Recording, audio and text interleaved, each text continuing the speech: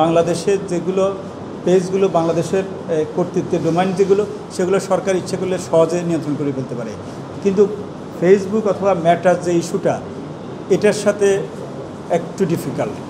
তারপরে আমরা চেষ্টা করছি যারা অ্যাডমিন যাদেরকে আমরা আইডেন্টিফাই করতে পারতেছি তাদেরকে আমরা ডেকে এনে এখানে কথা বলছি এবং টেলিফোনে আমরা বলেছি। এর ভিতর 2-3 জন অ্যাডমিনকে আমরা সরাসরি তাদেরকে নির্দেশ দিয়েছি এবং তারা বন্ধ রেখেছে 2-1টা পেজ। বিশেষ করে একটা অভিযোগ সবচেয়ে বেশি হচ্ছে আমাদের এই সোশ্যাল মিডিয়ার অভিযোগটা সবচেয়ে বেশি। এছাড়া বাকিগুলো সেরকম আমরা বড় কোনো অভিযোগ আমরা পাই নাই। সোশ্যাল মিডিয়াটা সবচেয়ে বেশি আমাদেরকে না। ছাত্রদল যে ইস্যুগুলো নিয়ে আজকে সকালে আলোচনা করেছেন, আপনাদের সাথে আলোচনা করেছে, সে স্মারকলিপিটা আমাদেরকে দিয়েছে। আমরা কমিশনে এটা আলাপ করব। বিশেষ করে আমাদের ওই যে আমরা যেই নির্বাচনকালীন যে বন্ধ ঘোষণার ইস্যুটা, সেটা নিয়ে তারা কনসার্ন ব্যক্ত করেছে। আমরা এবং কেন্দ্র নিয়ে একটা কনসার্ন ব্যক্ত করে কেন্দ্র বিষয়ে তারা আমার কাছে মনে হয়েছে তারা কনভিন্স যে আরও কেন্দ্র বাড়ানো যায় কিনা। আসলে আর কেন্দ্র বাড়ানোর এই মুহূর্তে আর কোনো সুযোগ নেই।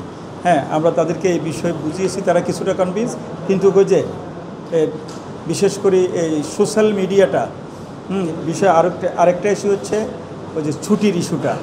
এটা নিয়ে তারা লিখিত দিয়েছে। আমরা কমিশনে আলাপ করব, প্রয়োজনে আমরা আমাদের প্রশাসনের কাছে আবার যাব।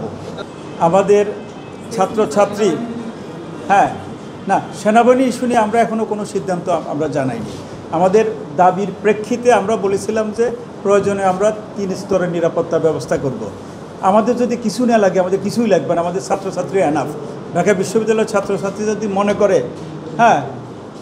তারা যদি সুশৃঙ্খলভাবে ডাকসু কমপ্লিট করবে, এটা করতে পারে, এই আস্থাটুকু আমাদের আছে।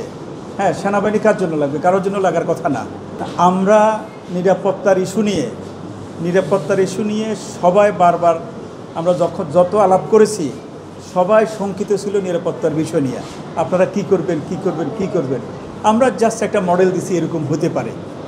সেটা তো আমরা কারোর সাথে আলাপ আলোচনা করে অথবা একবারে পারমিশন নিয়ে অথবা সেনাবাহিনীর পারমিশন অথবা তাদের কাছ থেকে অনুমতি নিয়ে আমরা বলিনি। আমরা বলছি এরকম একটা মডেল হতে পারে। আমরা 3 ধরনের নিরাপত্তা ব্যবস্থার কথা বলেছি। একটা হচ্ছে আমাদের ছাত্রছাত্রীরা যেখানে লাইনে থাকবে সেখানে আমাদের বিএনসিসি থাকবে, আমাদের প্রক্টররা থাকবে, আমাদের শিক্ষকেরা থাকবে। তারপরে কেন্দ্রের বাইরে আমাদের সাধারণত যেই রাষ্ট্রীয় বাহিনীগুলো বিশেষ করে পুলিশ, আনসার ইত্যাদি তারা থাকতে পারে। এরপরে বলছি যদি পরিস্থিতি হয় তাহলে আমরা 3য় স্তরের ব্যবস্থায় স্ট্রাইকিং ফোর্স হিসাবে যদি একটা বাহিনী আছে, সেই কথাটা জাস্ট আমরা উল্লেখ করেছি। আমরা এখানে কোনো সিদ্ধান্ত হয়েছে এই ধরনের কিছু না, আমরা জাস্ট একটা ধারণা দেওয়া প্রাথমিক এরকম থাকতে পারে।